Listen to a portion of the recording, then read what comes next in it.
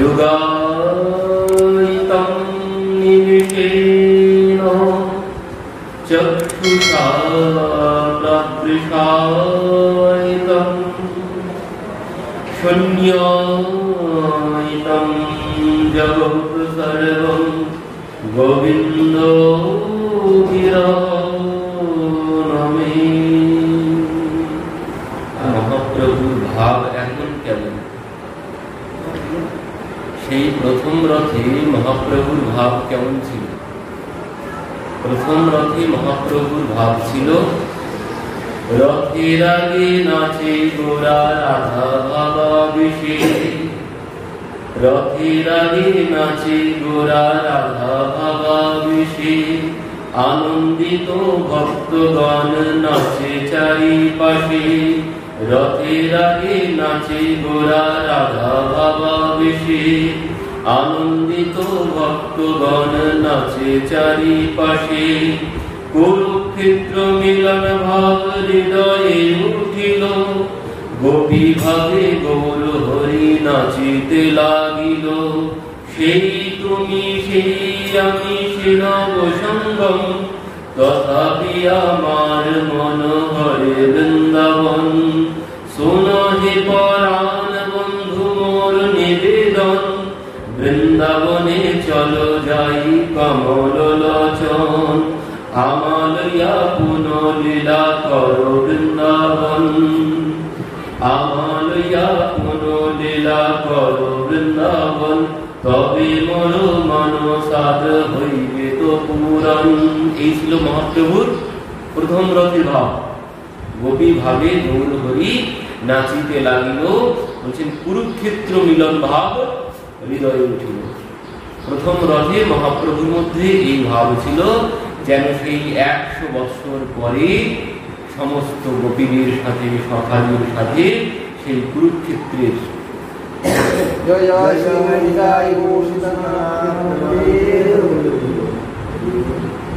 সেই কুরুক্ষেত্রের ময়দানে 100 বৎসর পর সেই সূর্যগ্রহণের শুভ মুহূর্তে সবার সাথে যে মিলন হয়েছিল ভগবানের সাথে। 100 বৎসর পর ভগবান সমস্ত গোপীদেরকে ছেড়ে বৃন্দাবন ছেড়ে চলে গিয়েছিলেন। 100 বৎসর পর সবার সাথে আজ দেখা হলো। আর সেই লীলার কথা প্রথম রথে প্রভুর মনে সেই ভাব জেগেছিল। বলছে কুরুক্ষেত্র মিলন ভাব হৃদয়ে উঠিল, গোপী ভাবে গৌর হরি নাচিতে লাগিল। আর জগন্নাথকে বলছে সেই তুমি সেই আমি সেই নবসঙ্গম, তথাপি আমার মন হরে বৃন্দাবন। বলছেন সেই তুমি সেই আমি, কিন্তু সেই বৃন্দাবন, এখানে সেই বৃন্দাবনের সুখ পাওয়া যাচ্ছে না। এই যে নীলাচল ক্ষেত্রে বলছেন এখানে সেই বৃন্দাবনের সুখ পাচ্ছি না, তুমি আমাকে নিয়ে সেই বৃন্দাবনে চলো, পুনরায় আমরা সেই লীলা করব, আগের সেই লীলা। তো মহাপ্রভুর মধ্যে এই ভাব জেগেছে। মহাপ্রভুকে, মহাপ্রভু হচ্ছেন স্বয়ং রাধা, আর জগন্নাথ স্বয়ং ভগবান শ্রীকৃষ্ণ। তো এই জন্যে আজ মহাপ্রভু ভগবানকে পেয়ে এই মনের কথা জানাচ্ছেন। বলছেন আমার লইয়া পুনঃ লীলা করো বৃন্দাবনে, মোর মন সাধ হইবে না পূরণে। বলছেন আমার মন এখানে পূর্ণ হচ্ছে না, আমাকে নিয়ে তুমি পুনরায় বৃন্দাবনে চলো, বৃন্দাবনে গিয়ে আমরা লীলা করব। তো এই ছিল প্রথম রথের ভাব। তো এবার দ্বিতীয় রথে চলে যাওয়ার সময় এখন কি ভাব? মহাপ্রভুর মনে এখন কি ভাব জেগেছে? এখন প্রভুর মনে ভাব জেগেছে সেই যেদিন সেই অক্রূর এসেছিল বৃন্দাবনে, যখন অক্রূর এসেছিল মথুরা থেকে নিয়ে যেতে, ঠিক এমন সন্ধ্যাবেলায় অক্রূর বৃন্দাবনে এসে উপস্থিত হয়েছে। আর মহাপ্রভুর মনে এখন এই ভাব জেগেছে। আজ মহাপ্রভুর মনে এখন ঠিক এই ভাব জেগেছে। তিনি ভাবতে শুরু করেছেন যেন সেই অক্রূর এসেছে, ব্রজের সেই কানাই আর বলাইকে, সেই ব্রজের যারা নয়ন, সেই নয়ন স্বরূপ কানাই আর বলাইকে নিয়ে যেতে এসেছেন অক্রূর মহারাজ কংস, তাকে পাঠিয়েছেন। তো তো বলছেন মহাপ্রভুর মনে, এই মহাপ্রভুর হৃদয়ে এখন উৎকট মাথুর বিরহ জেগেছে। এখন থেকেই, এই সন্ধ্যাবেলা থেকেই অক্রুর যেমন সন্ধ্যাবেলা এসেছিল রথ নিয়ে, ঠিক এই সন্ধ্যাবেলা থেকেই মহাপ্রভুর মনের মধ্যে এই উৎকট মাথুর বিরহ জেগেছে। পরের দিন কি হয়েছে? পরের দিন তো মহাপ্রভু সকালবেলা সেই রথের চাকা চেপে ধরেছেন, বলছেন কিছুতেই আমি অক্রুরকে, সেই গোপীদের যে ভাব হয়েছিল, গোপীরা যেভাবে সেই রথের চাকা চেপে ধরেছিলেন সেইভাবেই মহাপ্রভু পরের দিন রথের চাকা ধরে জড়িয়ে পড়েছিলেন। তো আজ আমরা সেই লীলা একটু আস্বাদন করব। অক্রুর মহারাজ ঠিক এমন সন্ধ্যাবেলায় এসে উপস্থিত হয়েছিলেন বৃন্দাবনে। অক্রুর মহারাজ যখন সেই মথুরা থেকে রওনা দিয়েছিলেন, প্রভাতেই রওনা দিয়েছেন, কিন্তু আস্তে আস্তে আস্তে আস্তে সন্ধ্যা হয়েছে। কেন? কারণ তিনি পথে নানান রকম ভাবনা ভাবতে ভাবতে আসছিলেন। তিনি ভাবছেন যে আমি তো যাচ্ছি, আমি তাদের কাকা, আর কৃষ্ণ বলরাম হচ্ছে আমার ভাইপো। তো বলছেন আমি যদিও কাকা, কিন্তু আমি যাচ্ছি কিভাবে? আমি শত্রুর দুধ হয়ে। তো এই জন্যে তারা আমার সাথে কথা বলবে, তো তারা আমার সাথে কেমন ব্যবহার করবে, তিনি এই সমস্ত নানান রকম ভাবতে ভাবতে ভাবতে চলেছেন। আর এই ভাবনা চিন্তা করতে করতে ওদিকে সেই রথ চালানোর কথা মনে থাকে না। এই কৃষ্ণ বলরামের চিন্তাতে এমন ভাবে তিনি মগ্ন হয়ে যান, রথ চালানোর কথা আর মনে থাকে না। রথ চুপচাপ দাঁড়িয়ে যায়। পুনরায় যখন দেখেন রথ দাঁড়িয়ে আছে, পুনরায় আবার একটু চালাতে শুরু করেন। রথ চালাতে চালাতে পুনরায় কথাই তিনি ভাবতে থাকেন। আর মাঝে মাঝে কি হচ্ছে বলছেন, ওই মাঝে মাঝে মৃগ মানে হরিণ গুলো তার ডান পাশ থেকে বাম পাশে চলে যাচ্ছে। তো তিনি ভাবছেন তাহলে হয়তো লক্ষণ শুভ আছে, আমার তাদের সাথে দেখা হবে। আরো ভাবছেন যদি আমার ভাগ্য সুপ্রসন্ন থাকে তো আমার প্রিয়াজির সাথেও দেখা হতে পারে। তো এমন নানান কথা ভাবতে ভাবতে তিনি চলেছেন। এবার চলতে চলতে যখন বৃন্দাবনের সীমানায় এসে উপস্থিত হয়েছেন, বৃন্দাবনের মধ্যে যখন রথ এসেছে, বৃন্দাবনের মধ্যে রথ আসতেই তিনি একটু দর্শন করলেন, সেই বৃন্দাবনের ধুলির উপরে প্রভুর চরণের চিহ্ন, সেই ধ্বজা অঙ্কুশ জবাদিদি প্রভুর চরণের সমস্ত চিহ্ন দর্শন করে তিনি কি করলেন, তিনি সেই রথ থেকে আজ নিচে নেমে গেলেন। রথ থেকে নিচে নেমে কি করছেন, ওই প্রভুর যেখানে চরণ চিহ্ন দেখছেন সেখান থেকে ধুলি দুই হাত দিয়ে তুলে নিজের মস্তকের উপরে, নিজের শরীরের উপরে সেই ধুলিতে তিনি স্নান করছেন।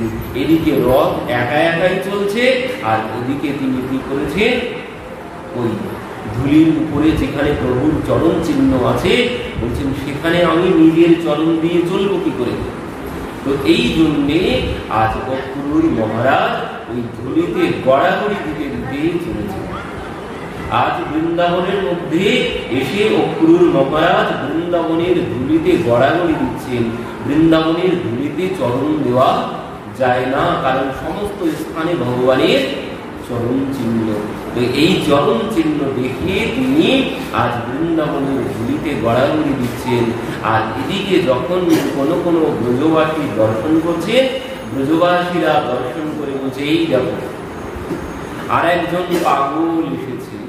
যত পাগলেরই আনাগোনা হচ্ছে এই বৃন্দাবনে, বলছে রথ খালি চলে যাচ্ছে আর এই পাগল রথ ধুয়ে ভূমিতে গড়াগড়ি দিতে দিতে চলেছেন বৃন্দাবনের পথে। ব্রজবাসীরা দেখে সবাই আনন্দ করছেন যে এই আর এক পাগল আমাদের এখানে এসে উপস্থিত হয়েছে।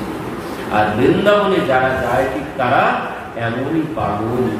তো আজ অক্রুর মহারাজ যখন সেই বৃন্দাবনের মধ্যে প্রবেশ করেছেন, কিছু দূর যেতেই তিনি দর্শন করলেন দদর্শ কৃষ্ণ রামং চ ব্রজে গোদনং গতৌ পিতৌ নীলাম্বরোদরৌ শরদৌ অঙ্গুরেক্ষণৌ। দদর্শ কৃষ্ণ রামঞ্চ ব্রজে গোধনৌ গত। এখানে আজ তিনি দর্শন করছেন কৃষ্ণ আর বলরাম সন্ধ্যাবেলা গোষ্ঠ থেকে ফিরে এসেছেন। ফিরে এসে তারা আজ কি করছেন? গোপীদের সাথে দুগ্ধ দহন করছেন। দদর্শ কৃষ্ণ রামঞ্চ ব্রজে গোদহনৌ গত। তিনি দেখলেন কৃষ্ণ আর বলরাম গাভী দহন করছেন সমস্ত গোপীদের সাথে। আর এই দেখেই তো অক্রুর মহারাজ আজ ভাবে বিভোর হয়ে প্রভুর কাছে ছুটে এগিয়ে যাচ্ছেন। এমন সময় কৃষ্ণ আর বলরাম তারা দুইজন দর্শন করলেন যে কাকা ছুটে ছুটে আসছে, আর কৃষ্ণ বলরামও ঠিক ওই কাকা যেভাবে আসছে ঠিক কৃষ্ণ আর বলরাম দুইজন ছুটতে শুরু করেছে। কাকা আসছে, কাকা আসছে, কাকা আসছে বলে তারাও দুইজন ছুটতে ছুটতে অক্রুর মহারাজের কাছে গিয়ে উপস্থিত হয়েছেন। এবার এখানে একটা সমস্যা আছে, কোথাও কোথাও এমন ভাব আছে সেখানে বলা হয়েছে যে কৃষ্ণ বলরাম গিয়ে অক্রুর মহারাজকে প্রণাম করেছেন, কারণ কাকা। তো এই জন্যে কৃষ্ণ আর বলরাম কাকাকে গিয়ে প্রণাম করেছেন। অক্রুর মহারাজ মনে মনে ভাবছেন আজ আমাকে ভগবান প্রণাম করছে, তো উচিত ছিল আমার প্রণাম করা, কিন্তু আজ যখন কৃষ্ণ বলরাম প্রণাম করেছে অক্রুর মহারাজ ভাবছেন যত পাপ হয় হোক আজ আমি নিজে কাকা হয়ে কৃষ্ণ বলরামের মাথায় হাত দিয়ে তিনি আজ তাদের আশীর্বাদ দিলেন। কোথাও বলা আছে যে কাকাই গিয়ে আগে ভগবানকে প্রণাম করেছেন। তো আজ কৃষ্ণ বলরাম দুইজন কাকাকে জড়িয়ে ধরে নিয়ে গৃহের মধ্যে দিলেন। তো কাকাকে নিয়ে গৃহে নিয়ে গেলে কাকাকে বিশ্রামের ব্যবস্থা করা হলো। এবার নন্দ মহারাজ খুব ভালোভাবে অক্রুর মহারাজের বিশ্রামের ব্যবস্থা করেছেন। ভগবান সন্ধ্যাবেলা কাকা বিশ্রাম করছেন, ভগবান কাকার কাছে কৃষ্ণ আর বলরাম দুইজন গিয়ে বসেছেন। কাকা অনেক পরিশ্রম হয়েছে পথে আসতে, তো এই বলে ভগবান আজ কাকার চরণ সেবা করছেন বসে বসে। আর জিজ্ঞাসা করছেন, বলো কাকা কি জন্যে এসেছো? অক্রুর মহারাজ বলছেন, প্রভু তুমি তো সবই জানো, তো যদিও তুমি জানতে চাচ্ছ তো তবুও শোনো, আমি বলছি যে কংস আমাকে পাঠিয়েছে, সে সেখানে বিশাল মেলা আয়োজন করেছে, আর সেই মেলাতে তোমাদের দুইজনাকে নিয়ে যাওয়ার জন্য সে আমাকে পাঠিয়েছে। তো কিন্তু সে যে এই মেলার আয়োজন করেছে এটা উপলক্ষ মাত্র, কিন্তু সে এই মেলার মধ্যে তার বড় বড় পালোয়ানদের ব্যবস্থা করেছে তোমার সাথে কুস্তি লড়ার জন্য। সে চায় তোমাকে ওখানেই সে বধ করবে, এই জন্যে সে এই মেলার আয়োজন করেছে। তো তুমি কোনো ভয় করো না, সেখানে তোমার পক্ষেও অনেকেই আছে, তোমার কোনো ভয় নেই।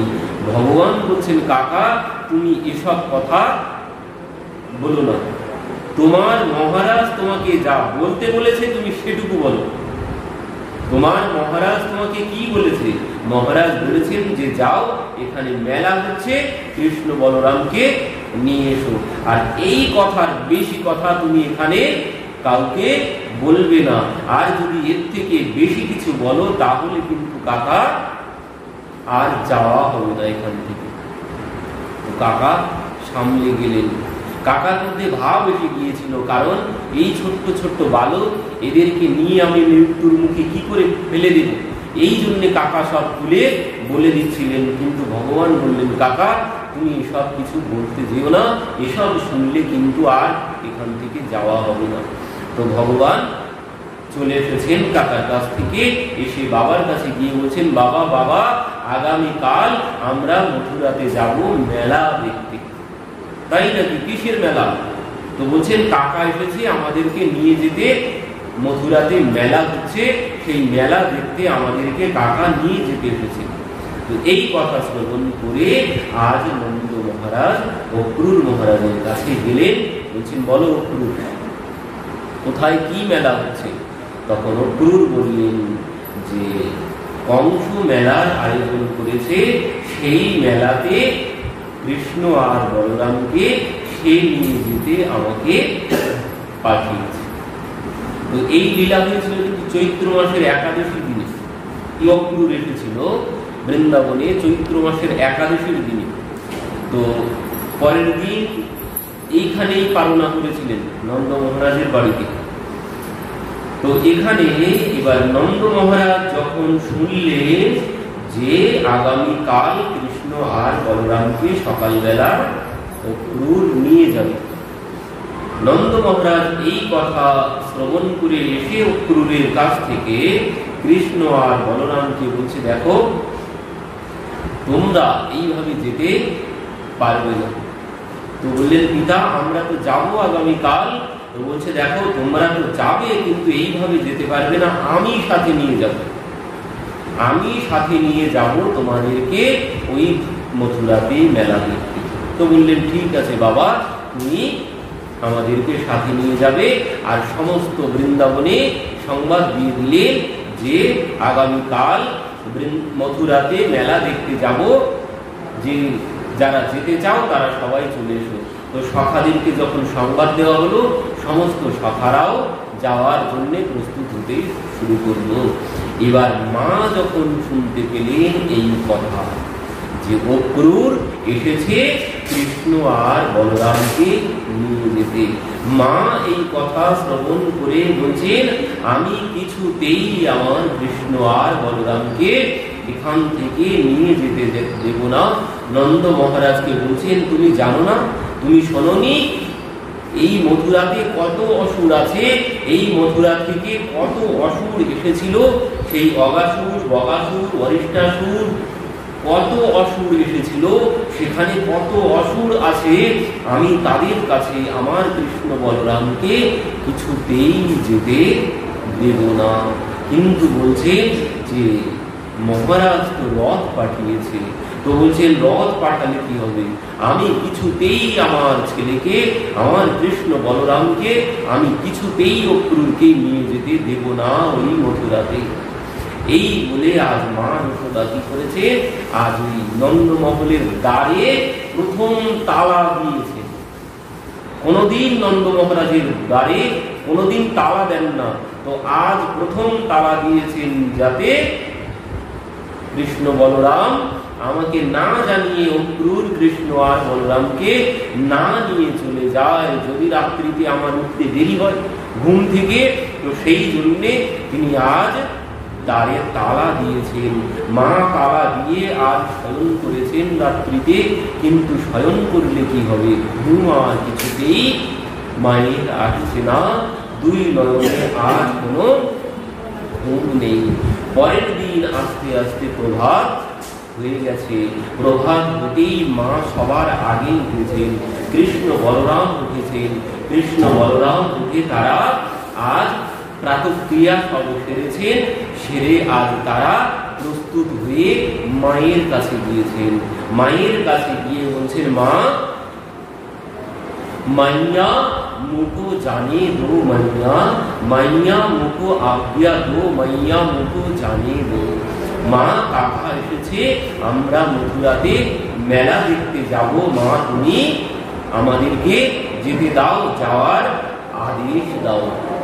কিন্তু মা বলছে, মা কাঁদতে শুরু করেছেন হাউ হাউ করে, বলছে আমি কিছুতেই লালা তোকে যেতে দেব না, অক্রূরকে আমি তোকে কিছুতেই এখান থেকে নিয়ে যেতে দেব না। তিনি হাউ হাউ করে কাঁদতে শুরু করেছেন। তো ভগবান বলছেন, মাইয়া তু रो रो के विदा करेगी तो मैं सफल नहीं हूँ। বলছেন, মা তুমি যদি এইভাবে কেঁদে কেঁদে আমাকে বিদায় দাও, তাহলে আমার কার্যে আমি কিছুতেই সফল হব না।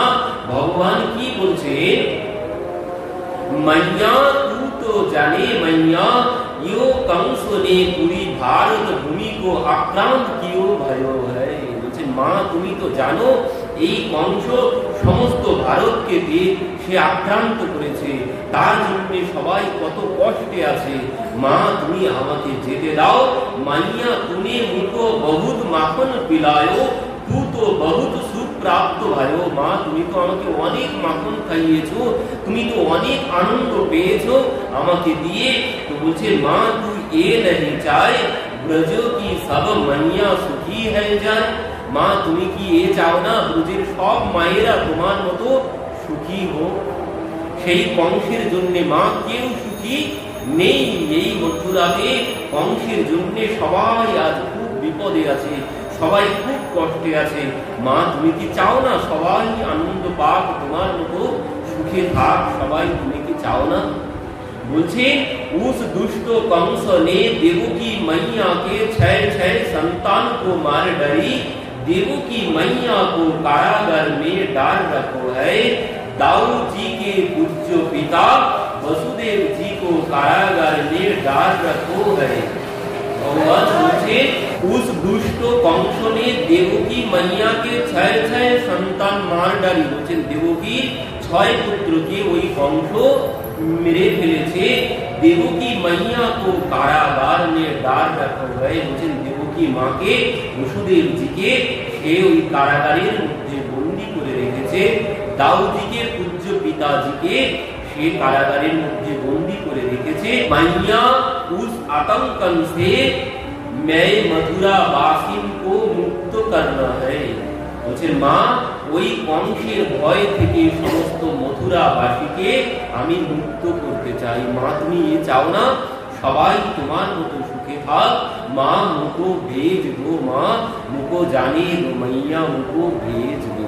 মায়ের কাছে বারবার বলছেন, কিন্তু মা হাউ করে কাঁদছেন। বলছেন লালা আমি তোকে কিছুতেই এখান থেকে যেতে দেব না। মা কি বলছেন কাঁদতে কাঁদতে? আজ নন্দ বাবার সম্মুখে গিয়ে মা নন্দ বাবাকে বলছেন কাহা কাম মেরো ছগন মগন কো নৃপ जो मधुपुर बुलायो, सुफल सुत मेरो प्राण हरण को काल रूप है आयो। कहा काम मेरो छगन मगन को नृप जो मधुपुर बुलायो, सुफल सुत मेरे प्राण हरण को काल रूप है आयो।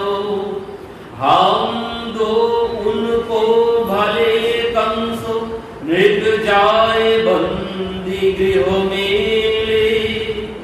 इतिनो मंगू कमल नयन मेरो आंगन पे खेले। कृष्ण विरह व्यथित जसोदा बदन कमल कुमलानी, सुरदास हरि हरि तेरे अति दुखित नंद के रानी।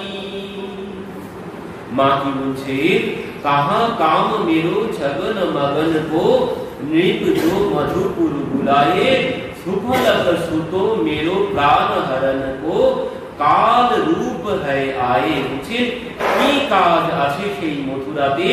কংস আমার লালাকে নিয়ে যেতে সেই সুফলক, অক্রুরের পিতার নাম হচ্ছে সুফলক। তো বলছেন সেই সুফলক সুত মেরো প্রাণ হরণ কো কাল রূপ হয় আয়ো। বলছেন সেই অক্রুর আমার যেন কাল হয়ে এসেছে, আমার প্রাণটাকে ছিনিয়ে নিয়ে যেতে এসেছে। বলছেন हम दो उनको भाले कंस नृप जाए बंदी गृह मेले। বলছেন আমার কৃষ্ণ বলরাম যদি কোনো অপরাধ করে থাকে তো আমরা দুইজন তাকে গিয়ে বলো আমরা দুইজন যাচ্ছি, সে আমাদেরকে বন্দী করে রাখুক। ইতন মাঙ্গু কমল নয়ন মেরো আঙ্গন পে খেলে। সেই কংস আমাদের দুইজনাকে বন্দী করে রাখুক, আমার কৃষ্ণ আর বলরাম এখানে খেলা করুক। তাকে গিয়ে বলো কৃষ্ণ বিরহনে ব্যথিত যশোদা বদন কমল কোমলানি, সুরদাস হরি হরি তেরে অতি দুঃখিত নন্দ কে রানী।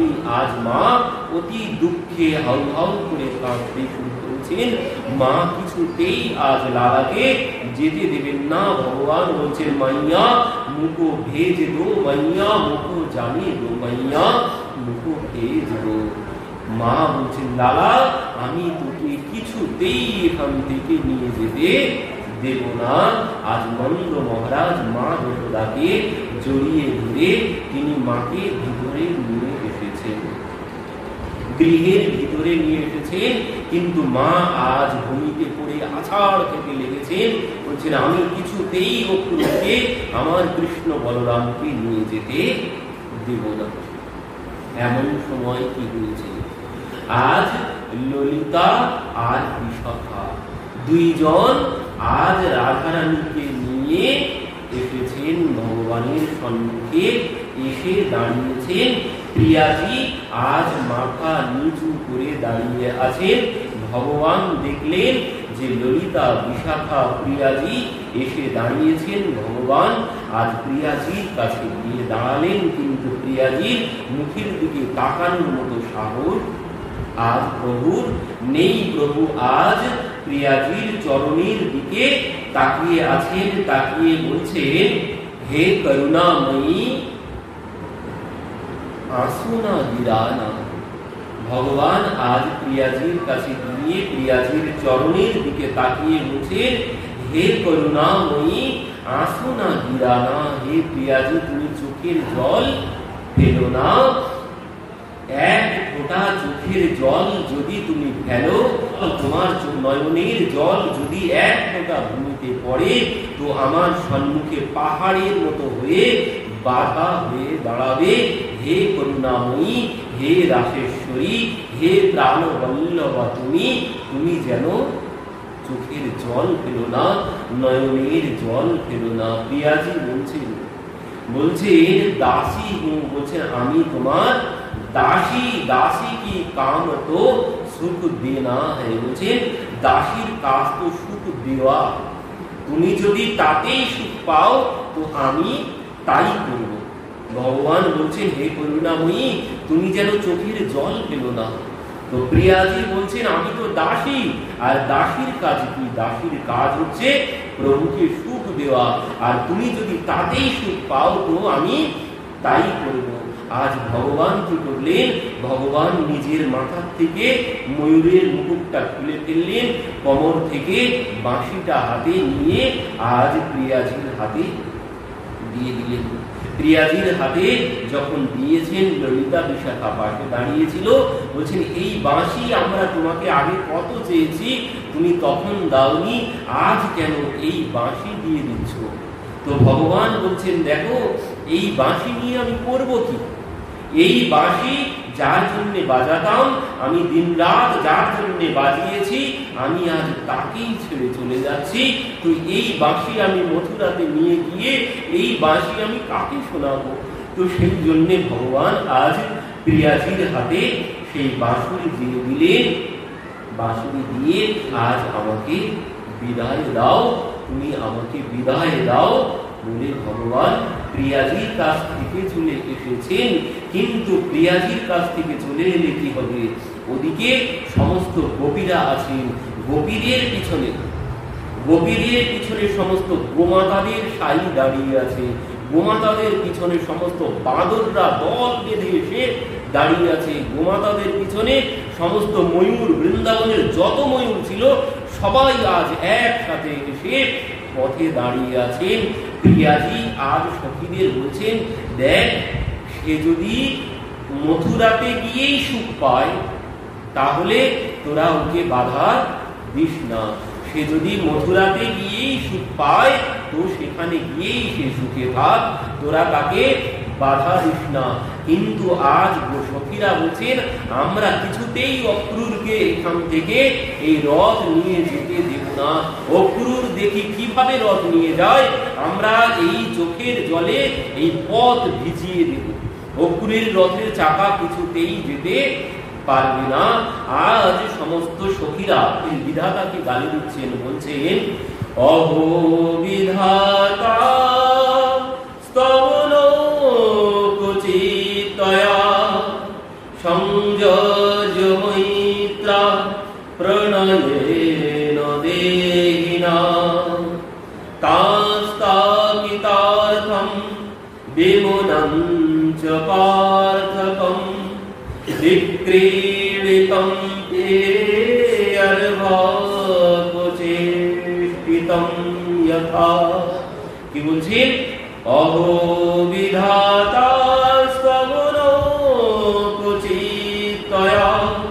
সংযজ্য মৈত্রা প্রণয়েন দেহিনা। বলছেন হে বিধাতা, তোমার রচনা, তোমার সৃষ্টি এমন কেন? বলছেন কেউ যখন কাউকে পেয়ে যখন সুখ পেতে শুরু করে, কেউ যখন কারোর সাথে মিলিত হয়ে যখন সুখ পেতে শুরু করে, আর তুমি তখনই তাদের বিচ্ছেদ ঘটিয়ে দাও। তোমার এই সৃষ্টি বলছেন ওই বিক্রীড়িতম তে অর্ভবচেষ্টিতম যথা, মানে ওই ছোট্ট বালকদের মতো।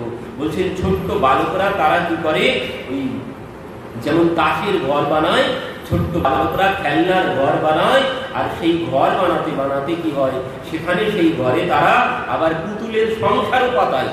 বলছেন সেই সংসার পাতাতে পাতাতে বলছেন তাদের মা যদি একবার ডাক দেয়, বাবা খেতে আসবি শিগগিরই, খেয়ে যা, তো সঙ্গে সঙ্গে তারা কি করে, ওই যা যা বানিয়েছিল এতক্ষণ ধরে ওই সব হাত দিয়ে ভেঙে চলে যায়। তো বলছেন বিধাতা, তোমারও সৃষ্টি ঠিক অমনি তুমি সৃষ্টি করতে জানো না। তারা বিধাতাকে গালি দিচ্ছেন, এবার সখীরা অক্রূরকেও গালি দিচ্ছেন। বলছেন যে এই অক্রূরের নাম অক্রূরকে রেখেছে, এ আমাদের চোখ তুলে নিয়ে যেতে এসেছে। জগতে যে জীবিত মানুষের চোখ তুলে নেয় তার থেকে নিষ্ঠুর আর কেউ নেই। বলছেন যে কারো প্রাণে বধ করে সে অত নিষ্ঠুর না, কিন্তু যে জীবিত মানুষের চোখ তুলে নেয় তার থেকে নিষ্ঠুর জগতে আর কেউ নেই। তো এই অক্রূরের নাম কে রেখেছে? অক্রূর মানে যার মধ্যে কোনো হিংসা নেই, অক্রূর। বলছে এর মতো ক্রূর তো আর জগতে নেই। তো এর নাম অক্রূর কে দিয়েছেন? বলছেন ক্রূরস্তয় ক্রূর সমক্ষয়স্মনঃ চক্ষুর্হিদত্যম হরসে বতাগ্যবৎ। বলছেন ক্রূরস্ত অক্রূর সমক্ষয়স্মনঃ চক্ষুর্হিদত্যম হরসে বতাগ্যবৎ। বলছেন এই অক্রূর আমাদের চোখ তুলে নিয়ে যেতে এসেছে। আমাদের চোখ কি? গোপীদের নয়ন কি? গোপীদের নয়ন হচ্ছে কৃষ্ণ বলরামই হচ্ছে তাদের দুই নয়ন।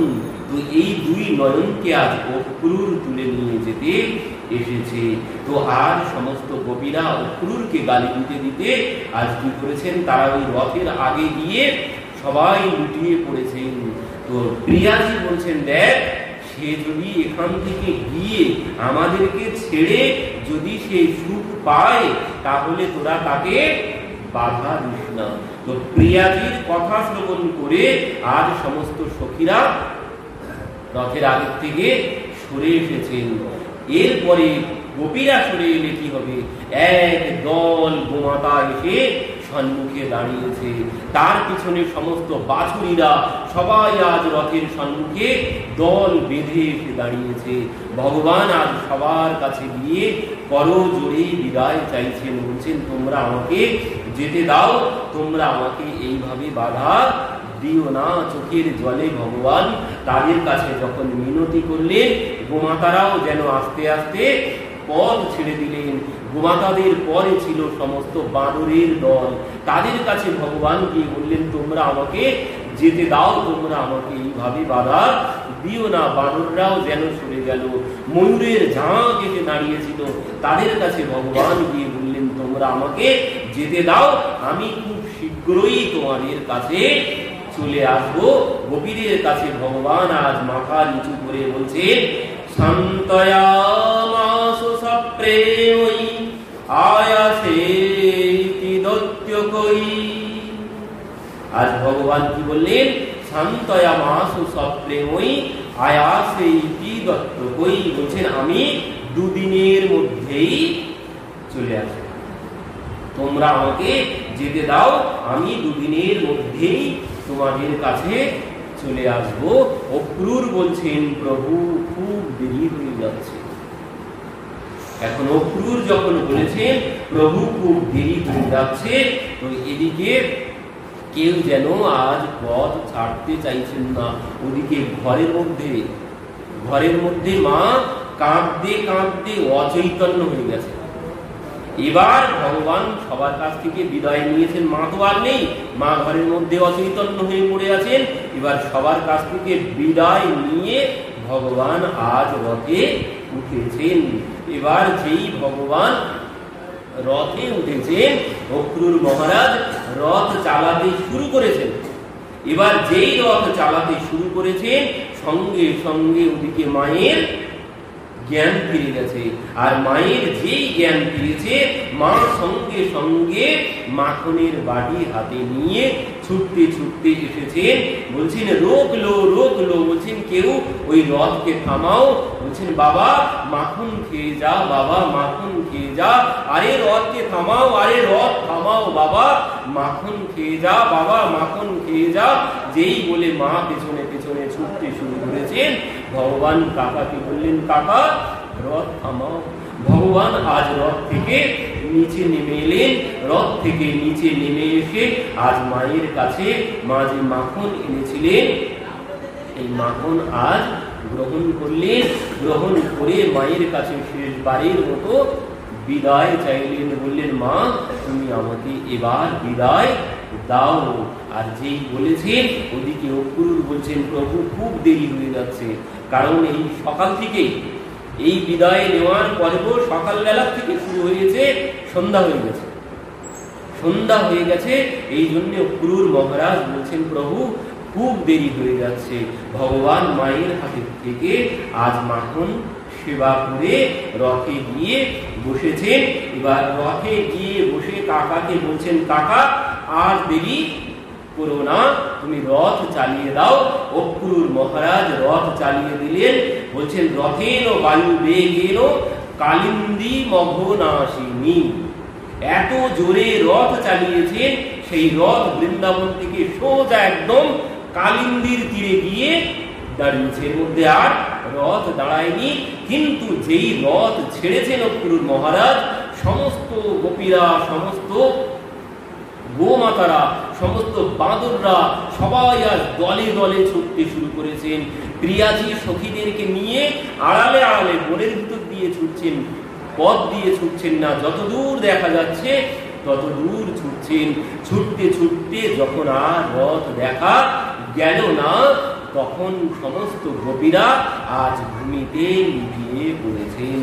ভূমিতে লুটিয়ে পড়ে আজ গোপীরা বলছেন ও রে কানাইয়া পড়ো তেরি পাইয়া, মত যা মত যা মত যা মথুরা।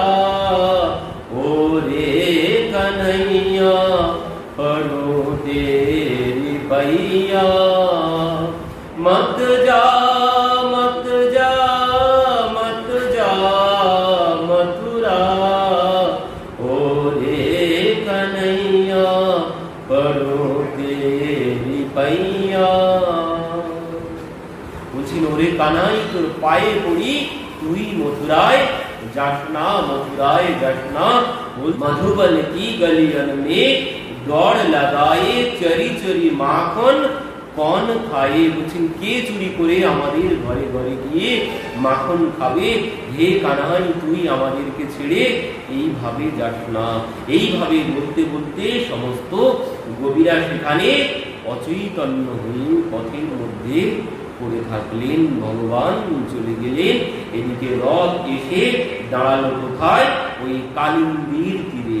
কালিন্দীর তীরে যখন রথ এসেছে, আজ অক্রূর মহারাজ ভগবানকে বলছেন প্রভু সন্ধ্যা হয়ে গেছে, সন্ধ্যা আহ্নিক তো কিছুই করা হয়নি, তো যদি আজ্ঞা করেন তাহলে আমি যমুনা থেকে স্নান করে আসি। তো অক্রূর মহারাজ আজ যমুনাতে ডুব দিতে গেছেন।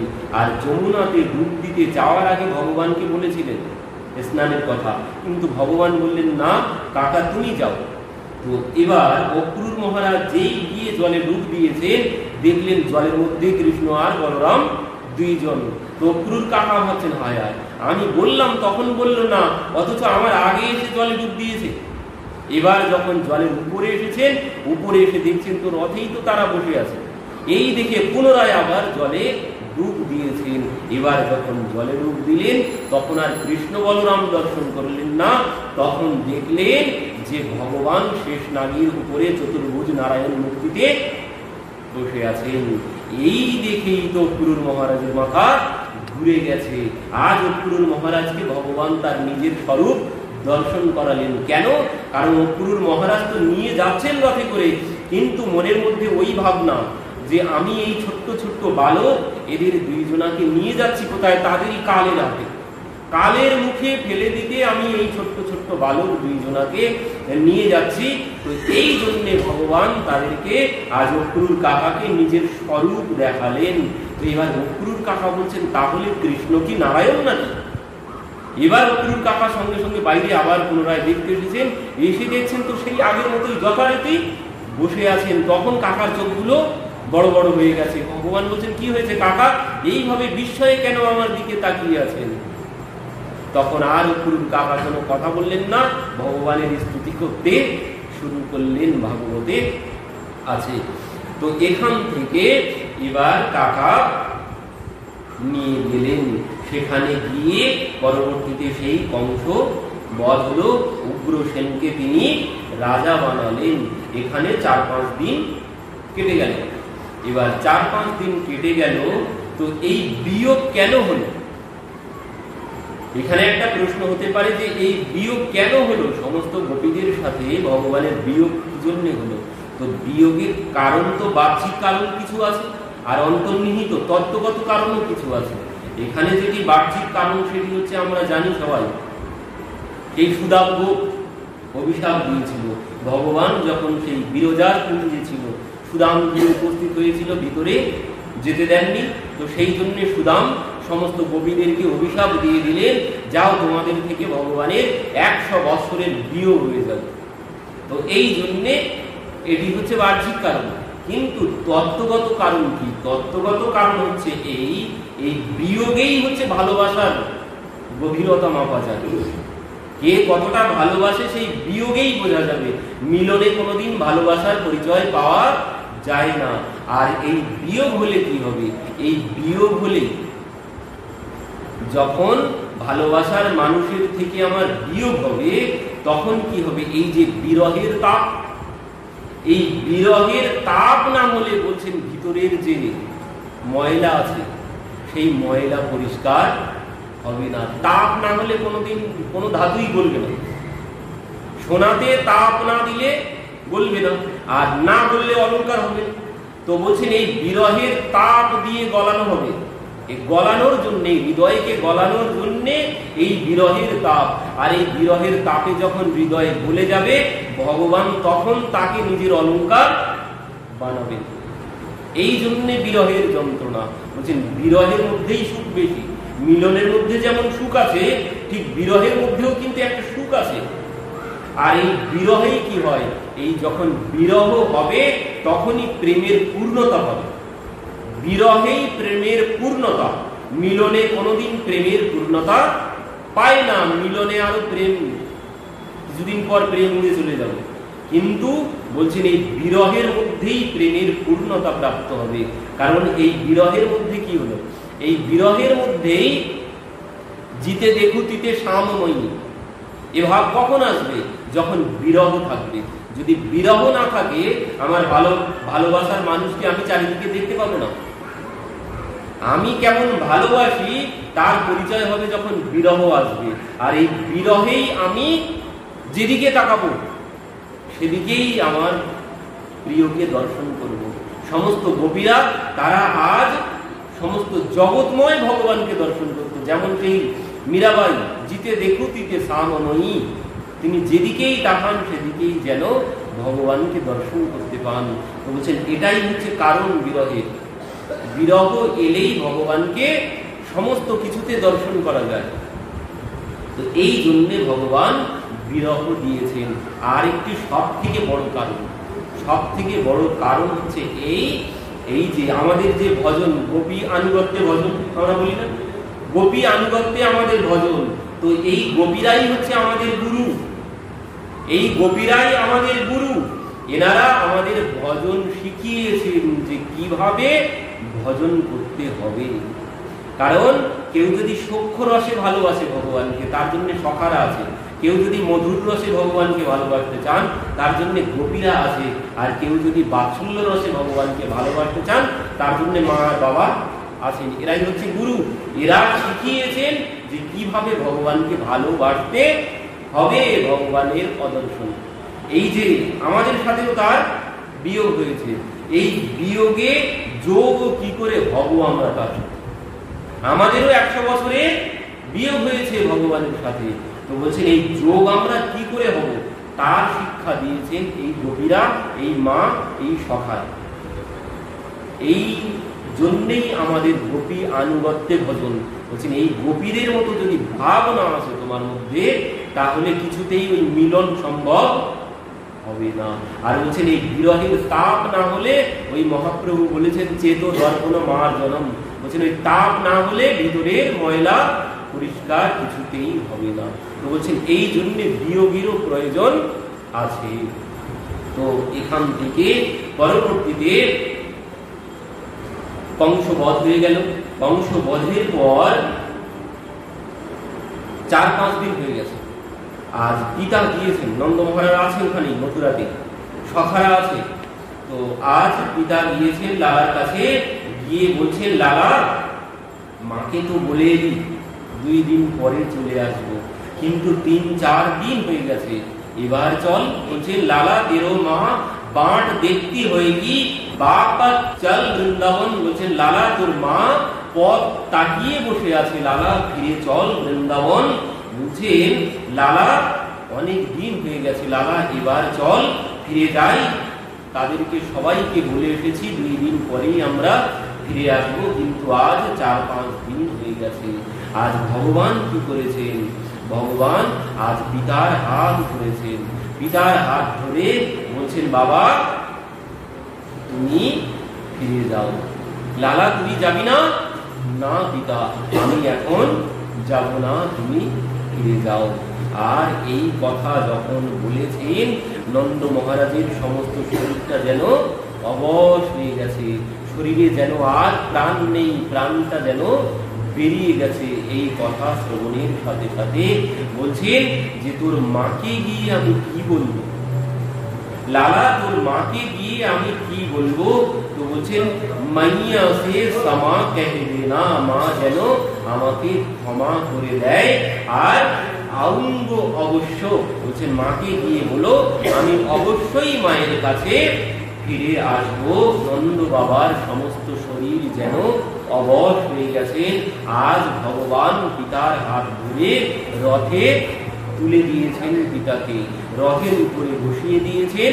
রথে বসিয়ে দিয়ে রথের ঘোড়ার কানে কানে ভগবান আজ বলে দিলেন যে সোজা নিয়ে গৃহের সম্মুখে গিয়ে দাঁড়াবে। আর কোনোদিন রাস্তার মাঝখানে যেন কোথাও পেছন ফিরে তাকাবে না, কোথাও দাঁড়াবে না, সোজা গিয়ে ঘরের সম্মুখে গিয়ে দাঁড়াবে। তো এই কথা বলে ভগবান রথ চালিয়ে দিয়েছেন, ঘোড়াদেরকে চলে দিতে বলেছেন। তো সেখান থেকে রথ রওনা হলো। এবার পিতা যখন, এদিকে মায়ের অবস্থা কি, মা ঘরের মধ্যে কাজ করেন, আর যদি বাইরে একটু শব্দ হয় তো ওই ভাবেন তাহলে ওই হয়তো আমার লালা এসে গেছে, ওই হয়তো লালা এসে গেছে।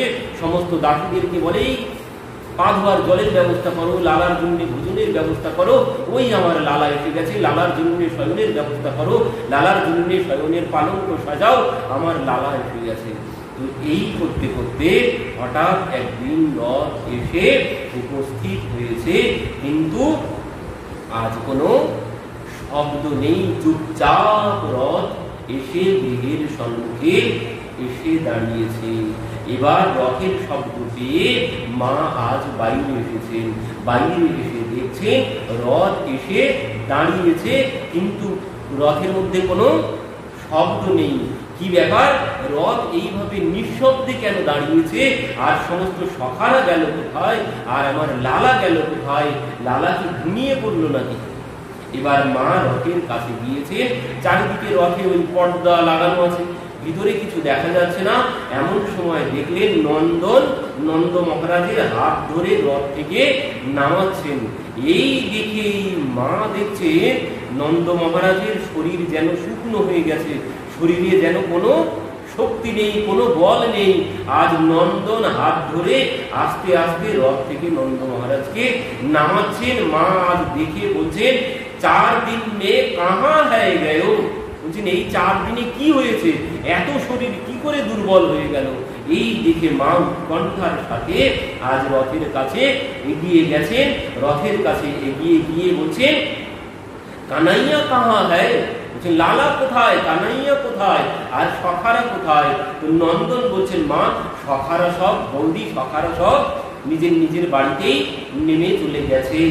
এইভাবে তারা কি করে চলে গেল? লালাকে ছেড়ে, তারা তো এখানেই সবাই ভোজন করে, তো লালাকে ছেড়ে তারা এইভাবে কি করে চলে গেল একা একা নিজের নিজের বাড়িতে? লালা কই, লালা কি ভিতরে ঘুমিয়ে আছে নাকি? লালাকে নামিয়ে নিয়ে এসো, আর আস্তে আস্তে লালাকে নামিয়ে নিয়ে এসো, যেন ঘুম যেন তার না ভেঙে যায়। আস্তে আস্তে নিয়ে এসো। তোমরা সবাই চুপ করে আছো কেন? লালাকে নামিয়ে নিয়ে এসো, এইভাবে তোমরা চলে যাচ্ছ কেন?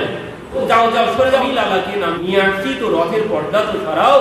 এবার যেই মা রথের পর্দা হাত দিয়ে সরাতে গেছেন, এবার নন্দ মহারাজ মা যশোদার হাত ধরেছেন, হাত ধরে বলছেন, যশোদা লালা কোথায়?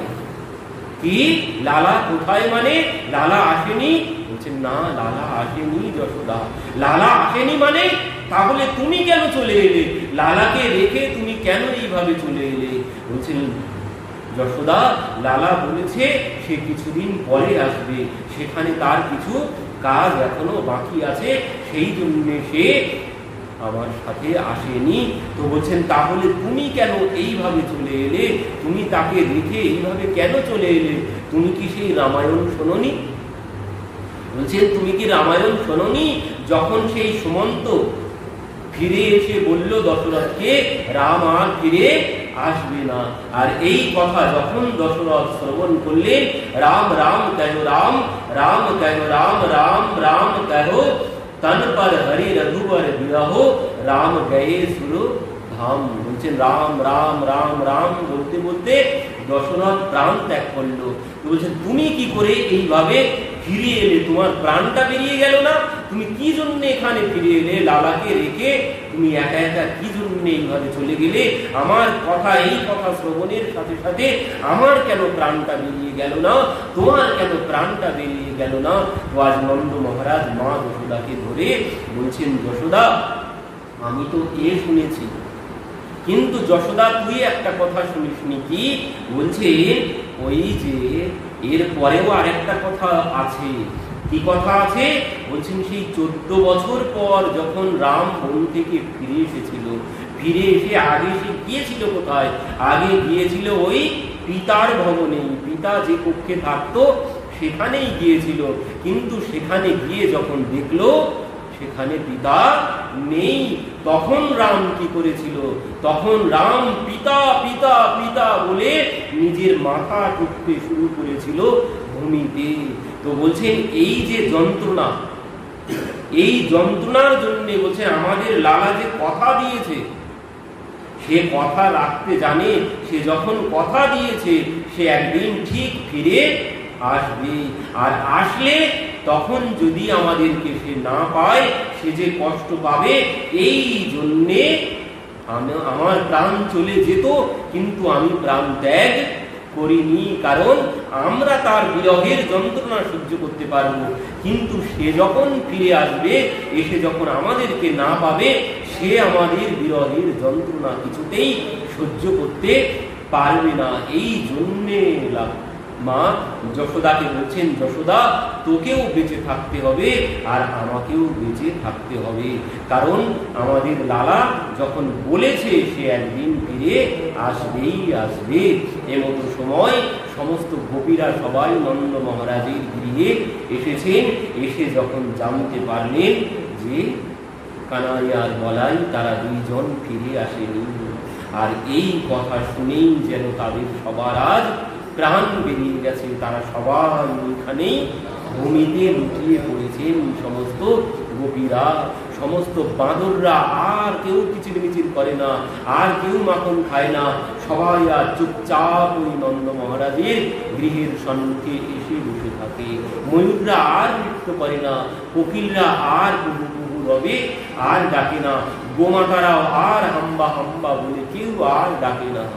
গোমাতাদের দমন করতে গেলে আজ তাদের ওই দুধের বদলে রক্ত বার হয়। তো এমন পরিস্থিতি সেই বৃন্দাবনের। আর গোপীদের অবস্থা কি? গোপীদের অবস্থা নিশিদিন বরসাত নয়না হামারে,